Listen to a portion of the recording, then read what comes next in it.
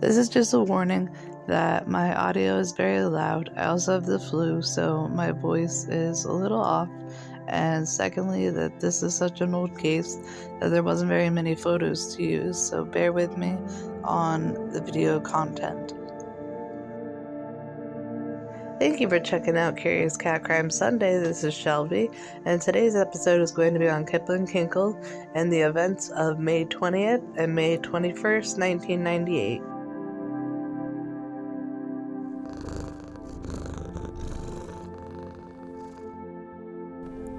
Our case today takes place in Springfield, Oregon.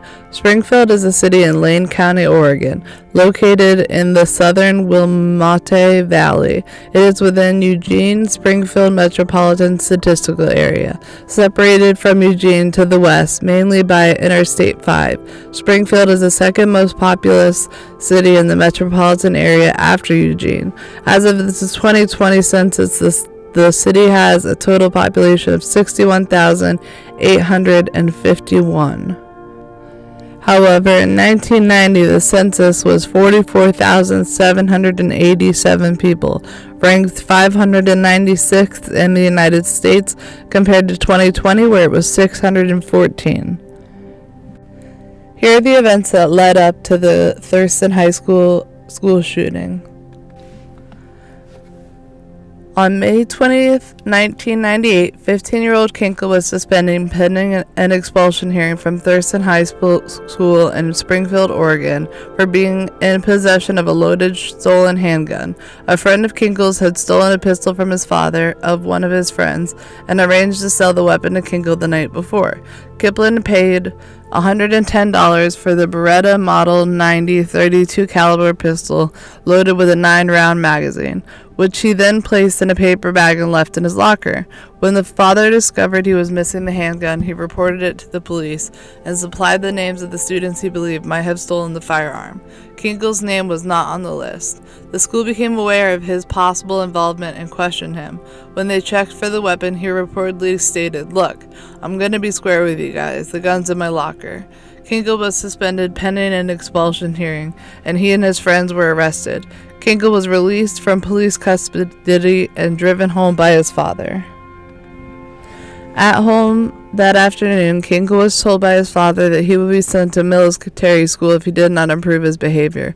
According to Kinkel's taped confessions, at 3:00 p.m., his father was seated in the kitchen counter drinking coffee.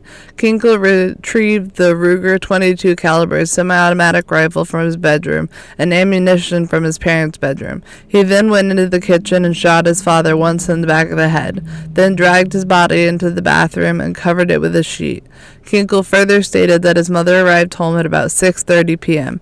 and that he met her in the garage, told her he loved her, and then shot her twice in the back of the head, 3 times in the face, and once in the heart. He then dragged her body across the floor and covered it with a sheet. Throughout the next morning, Kinkel repeatedly played the recording of a song and the final dramatic aria from Wagner's opera, Thurston and Isolde, on the family's sound system. The recording was featured in the 1996 film Romeo and Juliet and included on the compact disc, or CD, of the film's soundtrack. When police arrived at the house, they found opera music from the soundtrack playing loudly with the CD player set to continuously play. In a note Kinkel left on the coffee table in the living room, he described his motive for killing his parents as thus: "I just got 2 felonies on my record. My parents can't take that. It would destroy them. The embarrassment would be too much for them. They couldn't live with themselves." End of quotation. But as the note continues, he attempted to describe his mental state. Quote, "My head just doesn't work right. God damn. These voices inside my head. I have to kill people. I don't know why. I have no other choice." End of quote. On May 21st, Kinkel drove his mother's Ford Explorer to the high school. He wore a trench coat to hide the 5 weapons he carried, which I listed before, or possibly after, not sure where I'm putting it in this video, but it is listed. Kinkel parked on 61st Street, 2 blocks from the school, then jogged to the campus, entered the patio area, and fired 2 shots, one fatally wounding 16-year-old Ben Walker and the other wounding Ryan Atterbury.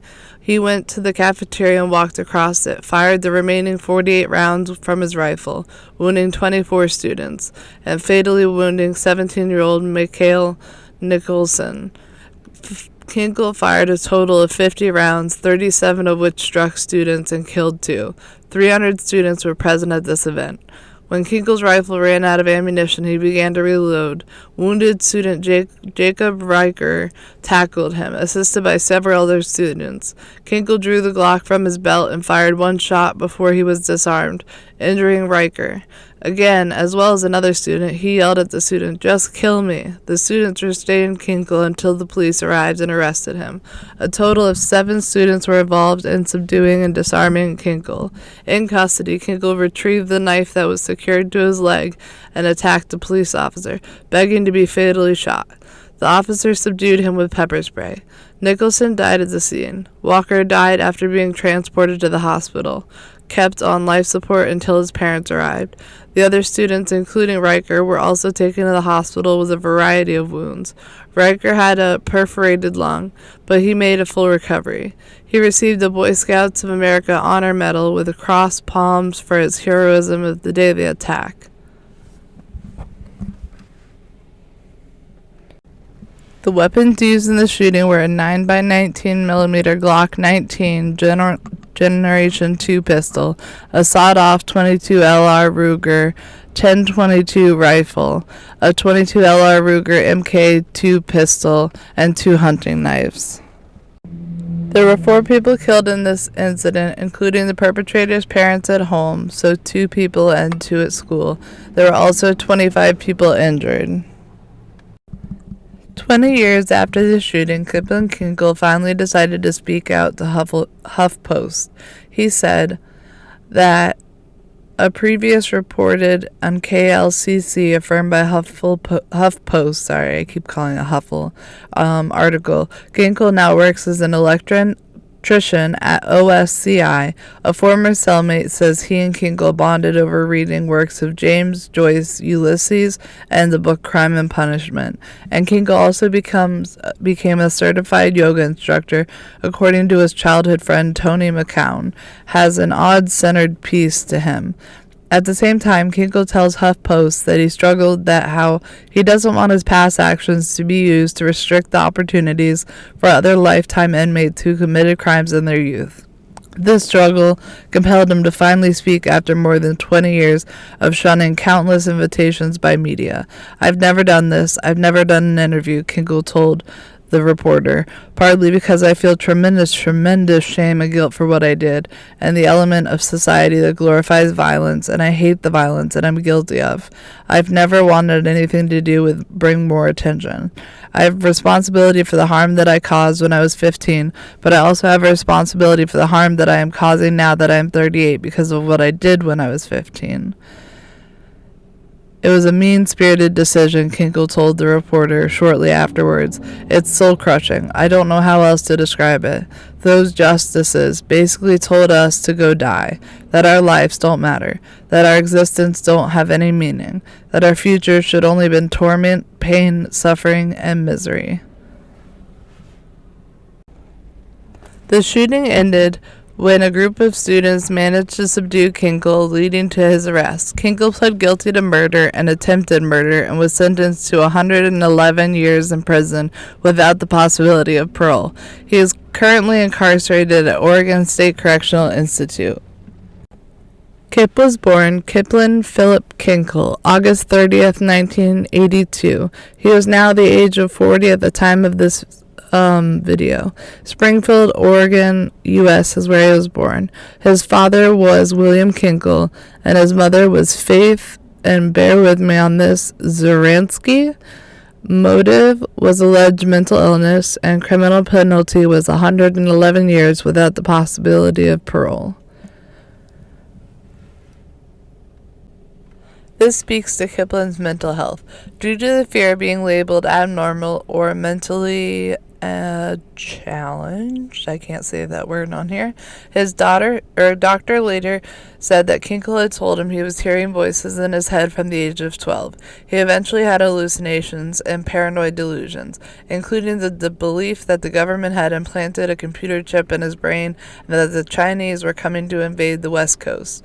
Kinkel described three voices: a voice A, who commanded Kinkel to commit violent acts; a voice B, who repeatedly insulted and depressive statements at the expense of Kinkel; and a voice C, who constantly echoed what A and B said.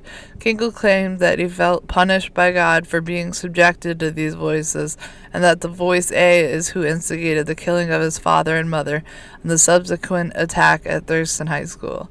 At the police station, Kinkel lunged at Officer Al Worthen with his knife, screaming, "Shoot me! Kill me!" The officer repelled Kinkel with pepper spray. Kinkel later said that he wanted to trick the officer into shooting him, and that he had wanted to die by suicide after killing his parents, but could not bring himself to do it. At his sentencing, the defense presented experts on mental health to show that the assailant was mentally ill. Jeffrey Hicks, the only psychologist who had treated Kinkel before the shooting, said that he was in satisfactory mental health. He had seen Kinkel for 9 sessions and treated him for major depression. The boy's parents terminated the therapy because Kinkel was responding well to treatment and ceased to show symptoms of depression. On September 24, 1999, 3 days before jury selection was set to begin, Kinkel pled guilty to the murder and attempted murder, and foregoing the possibility of being acquitted by reason of insanity. In November 1999, Kinkel was sentenced to more than 111 years in prison without the possibility of parole. At sentencing, Kinkel apologized to the court for the murder of his parents in the shooting spree. In June 2007, Kinkel sought a new trial, saying that his previous attorneys should have taken the case to trial and used the insanity defense. 2 psychiatrists testified that Kinkel exhibited signs of paranoid schizophrenia at the time of the shooting. In August 2007, a Marion County judge denied him a new trial. Kinkel appealed, arguing, among other things, that he had been ineffective assistance of counsel during the trial's proceedings.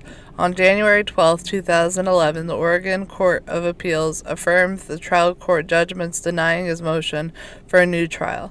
Kinkel has appealed his sentence in both federal and state courts. In federal court, he claimed his guilty plea should not have been accepted without prior mental health evaluation. In state court, Kinkel challenged the validity of the virtual life sentence he was given, citing Miller v. Alabama. Kinkel is incarcerated at the Oregon State Correctional Institution in Salem. He received his GED while serving a portion of his life sentence at McLaren Youth Correctional Facility in Woodburn. On June 11, 2007, Kinkel, nearing his 25th birthday, the maximum age to be held as a juvenile in Oregon, was transferred to Oregon Youth Authority, McLaren Correctional Facility, to the Oregon State Correctional Institute, where he currently resides, with Oregon Department Corrections SID number 129756669. The shooting at Thurston High was considered the deadliest shooting at the American high school until April 20th, 1999, with the Columbine High School massacre, and later in February 14, 2018, with Stoneman Douglas High School shooting, which currently remains the deadliest high school shooting in the U.S. history. Thank you so much for watching another episode of Curious Cat Crime. This is Shelby, and I hope you have a great week.